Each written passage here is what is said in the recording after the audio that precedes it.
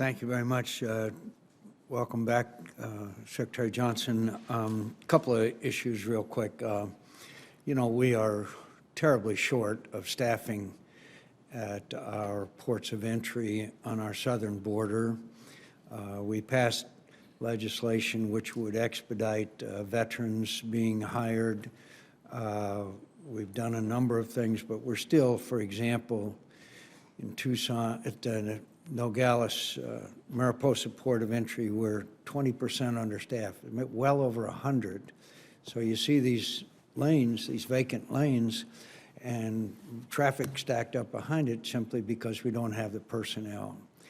It's my understanding it takes about 18 months, and we did pass legislation which would expedite veterans, former military, but the fact is that we're still not making up for that shortfall, and I am of the view that we need to have some kind of incentive pay or hazardous duty pay at ports of entries that experience high traffic flows, and I'm very interested in your view on that. First, Senator, we're not where we need to be. No argument from me there. CBP needs to and is making aggressive efforts to hire, to bring on people faster, to get them through the polygraph exams. I fully support the hiring of veterans and making it easier to hire veterans. I understand that you are interested in legislation to deal with pay in these areas, and I'm happy to look at that with you, sir. It's a very tough environment along all of our southern border, but also I would argue in Arizona it gets particularly warm, and I can understand how tough a duty it is. And so I think that just as we in the military, we provide incentive pay for hardship positions, I hope that you would look at that, and I'll be introducing legislation on it because it's just not sufficient. As you know, when we're 100, well over 100 agents, customs agents short, it's either there's something wrong with the level of staffing required or something wrong with the level of personnel. I know that you know that there is an epidemic of manufactured heroin, and the deaths of manufactured heroin overdose have been described by some governors, including the governor of New Hampshire, as a, quote, epidemic. The heroin that's being transported across the border in Arizona, seizures have increased 223% as the drug cartels obviously transport and distribute the drug to the United States. I think it's particularly interesting now the passing of Nancy Reagan, that just say no to drugs was something that I think we ought to do a lot more of. But one, do you agree that this is the heroin drug overdose deaths are skyrocketing? That's just facts that we get from the governors.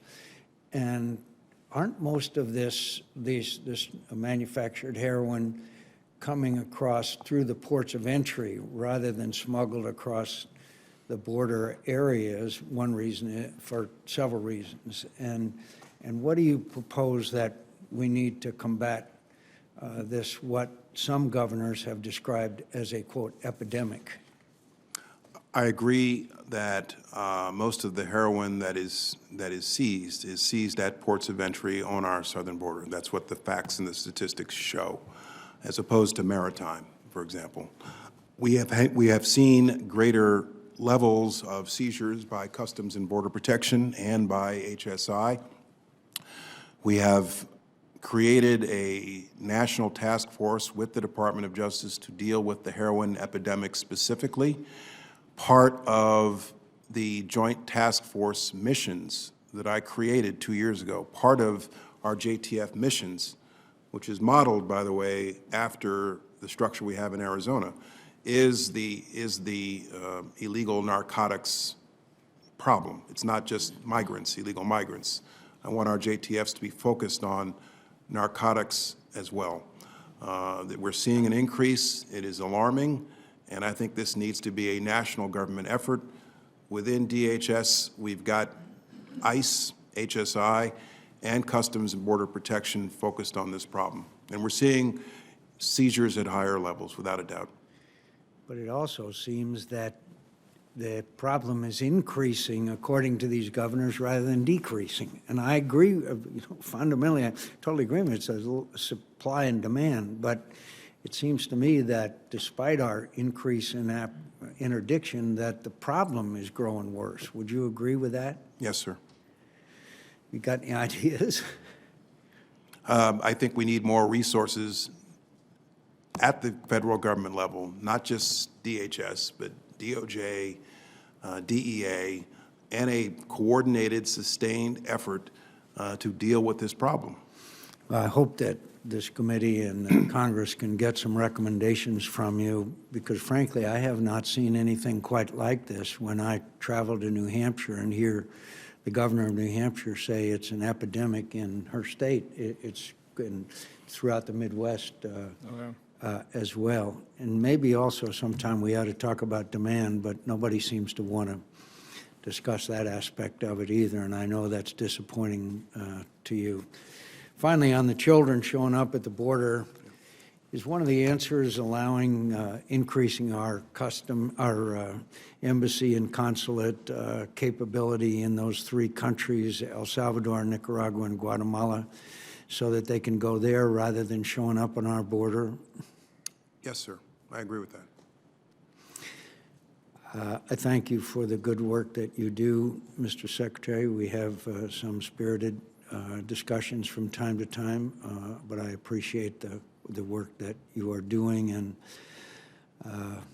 maybe finally, as Nancy Reagan inaugurated, maybe we ought to be talking a little bit more about trying to address the demand side of this problem rather than blaming it all on the Mexican cartels, who I'm glad to blame it on them, but there is a demand.